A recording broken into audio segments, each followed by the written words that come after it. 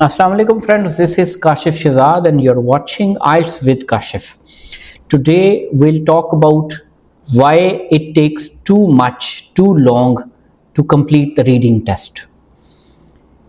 This problem exists everywhere in many students. There are many students who can do reading properly but they are not able to meet the time deadline.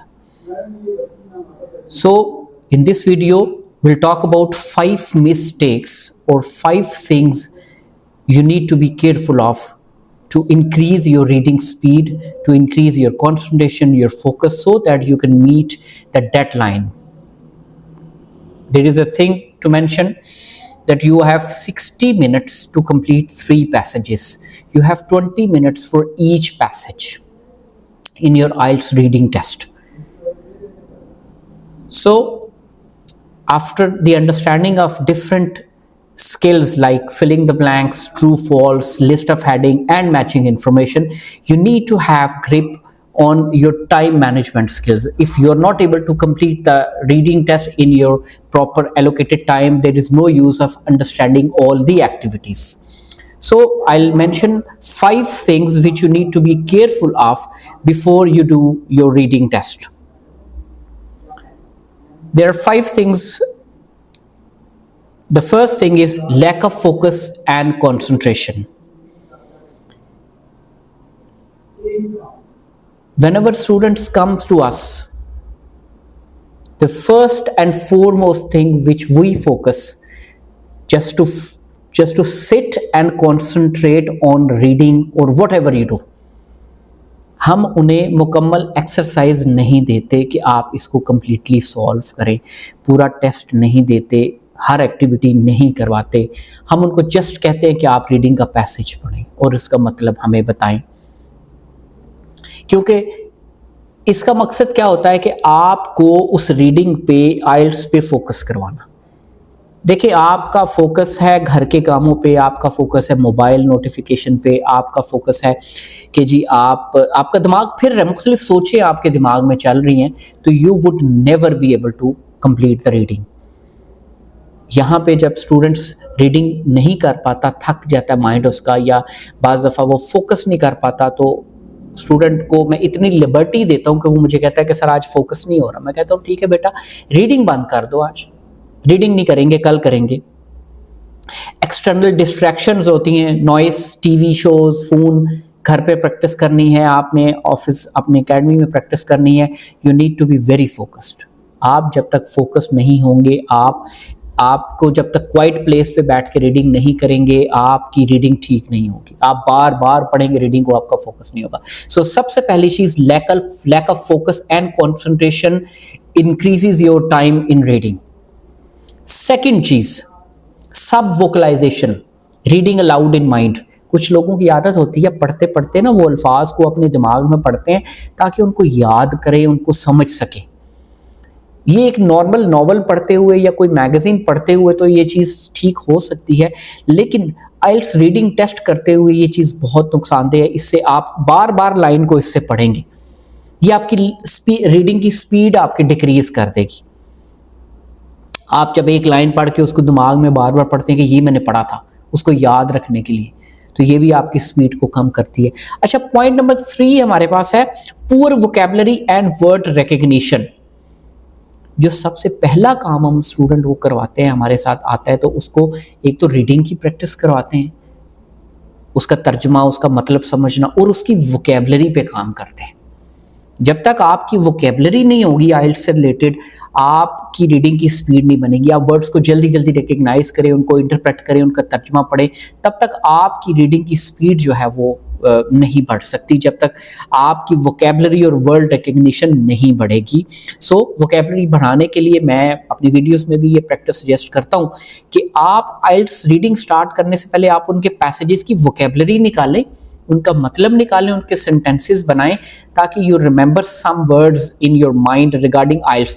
और 5-6 passages करने के बाद हैरत अंगेज बात यह है कि वर्ड्स रिपीट होने लग पड़ते हैं, और आपको, हमारे यहाँ स्टूडेंट्स को ये लगता है कि सर ये तो वही वर्ड्स हैं जो मैंने पढ़े हुए हैं. इतना ही होता है. हमको ये नहीं कि कोई 10-20 पैसेजेस रीड करवाते हैं, depending on the students requirement. Pass students 3-4 passages उसको कर लेते हैं. चौथा पॉइंट हमारे पास ये है कि इनएफिशिएंट रीडिंग टेक्निक्स, आपको रीड करना नहीं आता। आप स्किमिंग और स्कैनिंग की टेक्निक से बिल्कुल नाआशना है। आप बस उसको पढ़ते हैं, आप ना ही हाईलाइट करते हैं, ना ही मरकजी ख्याल उसका कुछ सेंट्रल आइडिया निकालते हैं। देखो, इंटरनेशनल रूल ऑफ रीडिंग और राइटिंग है कि हर पैराग्राफ का एक सेंट्रल आइडिया होता है।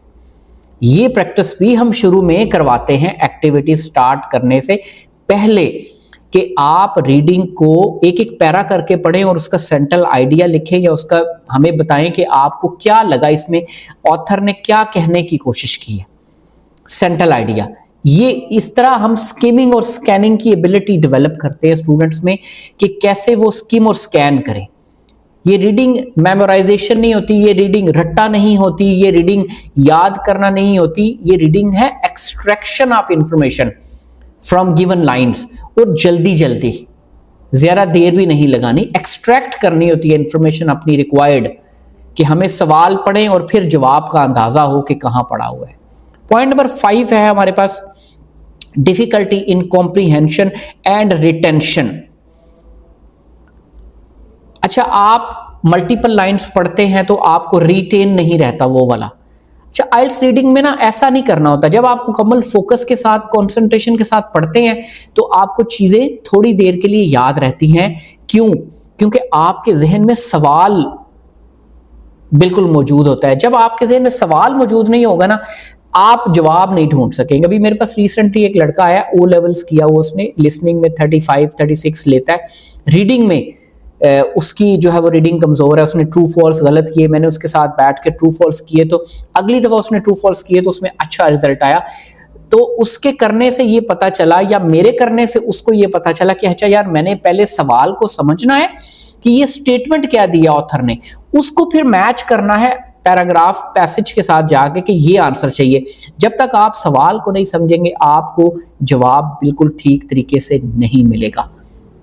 So these are 5 things you need to be very careful if you want to increase your reading speed, if you want to decrease overall time. First passage के लिए it is recommended you finish it in 15 minutes. Second passage के लिए you finish it in 20 minutes. So for the third passage you will have 25 minutes to finish that third passage. Third passage तक पहुंचते हुए आपका stamina भी कम हो जाता है, वो डिफिकल्टी लेवल भी होता है और थोड़ा फ्रस्ट्रेशन हो जाती है। तो आप जब तक पहला पैसेज, दूसरा पैसेज आप 35 मिनट्स तक नहीं करेंगे, थर्ड पैसेज में फिर एमसीक्यूज हैं वो भी टाइम ले जाते हैं, तो that would take too long. So reading की अपनी स्पीड इंक्रीज करने के लिए जो मैंने टिप्स बताई आप उनको याद रखिए। इंशाल्लाह आपकी रीडिंग स्पीड पहले से बेहतर हो जाएगी। और एक एक पैसेज पे काम करें, 20 मिनट का टाइमर लगाएं, एक पैसेज करें, फिर 20 मिनट का टाइमर लगाएं, सेकंड पैसेज करें, फिर 20 मिनट का टाइमर लगाएं, थर्ड पैसेज करें। इस तरह 1 बाय 1 पैसेज पे काम करें। जब आपका टाइम सेट हो जाए फिर एक पूरा टेस्ट करें, क्योंकि जब आप पूरा एक टेस्ट करते हैं वो टाइमली नहीं होता तो फिर आप में दूसरा टेस्ट करने की तो हिम्मत नहीं होती। इतनी किसी भी बंदे में स्टेमिना नहीं होता। बहुत कम बंदे हैं जो एट अ टाइम 2 रीडिंग के टेस्ट कर सके। So I am telling you the way you can break down your task in 3 parts and then you can attempt it. That's how you can increase your reading speed and reading abilities and decrease your time. That is it for IELTS with Kashif. इंशाल्लाह अगले दफ़ा नई video के साथ आपकी खिदमत में हाजिर होंगे। अपनी दुआओं में याद रखिएगा। Thank you for watching.